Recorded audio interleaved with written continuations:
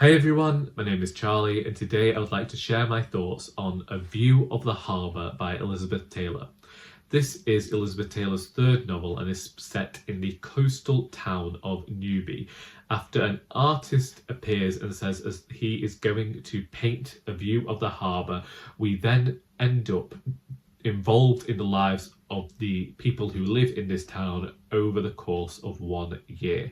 We have a husband and wife who are a doctor and an author. He is having an affair and she is writing her latest novel. You have their daughter Prudence, who has bronchitis. Their other daughter, who is a bit of a wilding. You have their next door neighbour, who the doctor's having an affair with. You have Mrs Bracy and her daughters. You have an entire cast of characters who represent the working class people living in this coastal town. I thoroughly adored this book. This put me back on the right track with Elizabeth Taylor after I read Blaming last month and didn't particularly care for it. What I always adore about Elizabeth Taylor is the way in which she writes description. It is her insight into characters. It's the way that she examines the world. I think this is one of the few occasions in which we get to see her discussing working class life. I liked getting to see glimpses of these characters' lives.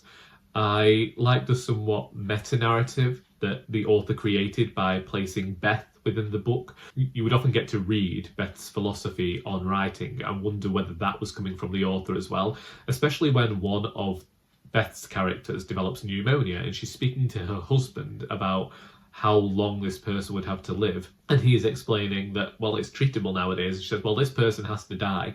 And as a reader, I got the foreshadowing that there are a few ill people in this narrative. We have Prudence, who's Beth's daughter, and you have Mrs Bracy, who is an invalid, and you're wondering, well, which one of them is it going to be? Or will Elizabeth Taylor shock the reader entirely and go down a different route? Because based on other books by this author, I know that sometimes she doesn't mind putting a shocking death in there. In fact, there's usually a death in an Elizabeth Taylor novel. Maybe it's just part of the world in which she inhabits that she regularly has to include this. It makes sense because we do have a post-war novel here. You are getting to see the early effects of the end of the war here. You get to see discussion of army barracks and men's position in society. I think it says a lot that in this book it feels like there's a very matriarchal society thing going on.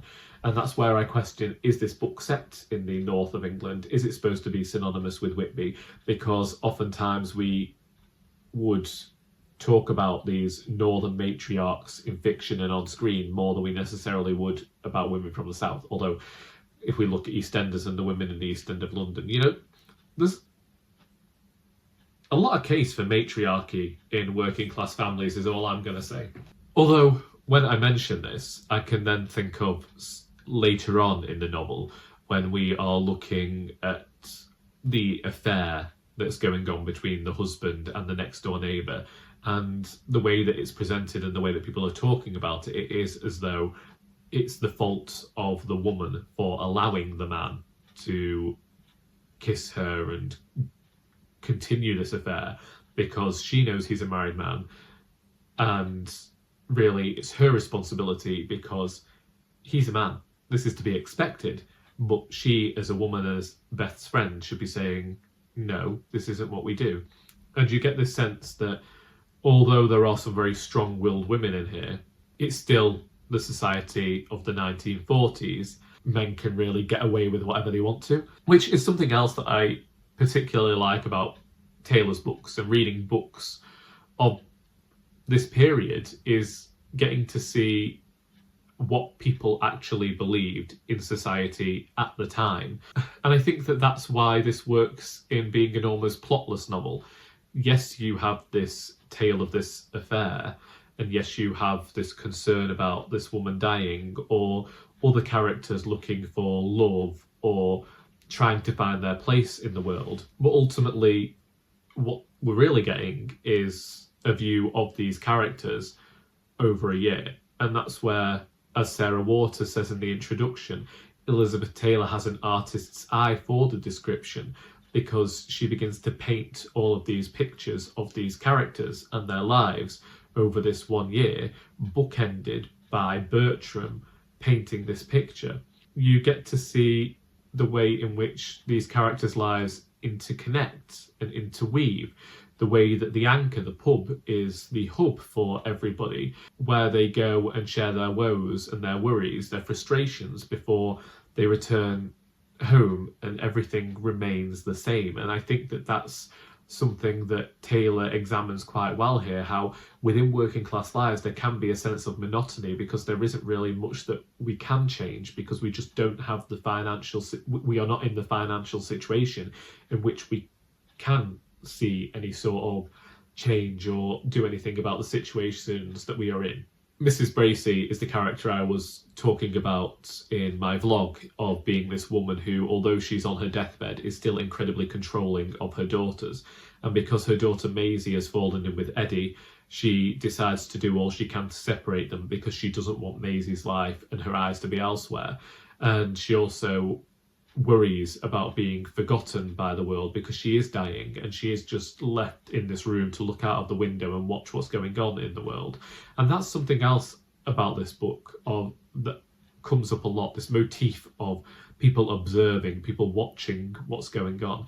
And we're doing that as the reader as well. We are viewing what's going on in this world through the eyes of these characters and thinking about the way in which they view things. Again, very interesting to do, very interesting to look at all these different takes on the same events.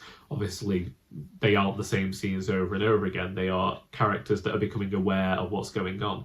Mrs Bracy is able to recognise that the doctor and the next door neighbour are having an affair quite quickly because of the way that they look at one another. Yet, these things remain unsaid, because what would be the point? And I just really like the way that Taylor looks at the world. As I said at the beginning of this video, her insight and her wit, even though it's like these books aren't laugh out loud funny, it's just there are certain things that will make you smile, and certain ways that characters behave or certain things that they say, you aren't going to be guffawing, but there's just this gentleness to the humour that I particularly connect with. That was A View of the Harbour by Elizabeth Taylor. I only have 3 of her works left to read now, and I'm hoping that I like them as much as I like this. As I was reading this, I was thinking more about how I'm really going to enjoy going back and rereading this in future, and I think that that's always a good sign. I don't know whether these characters will leave me. I don't know what's going to happen yet. There are many occasions with Elizabeth Taylor's where I'll think back on her books years later and think about the characters that she created, and I just look forward to reading more of her work in future. That's the book. If you've read A View of the Harbour and would like to discuss it, then please feel free to do so in the comments. I hope that you've enjoyed this video, and until next time, that is all.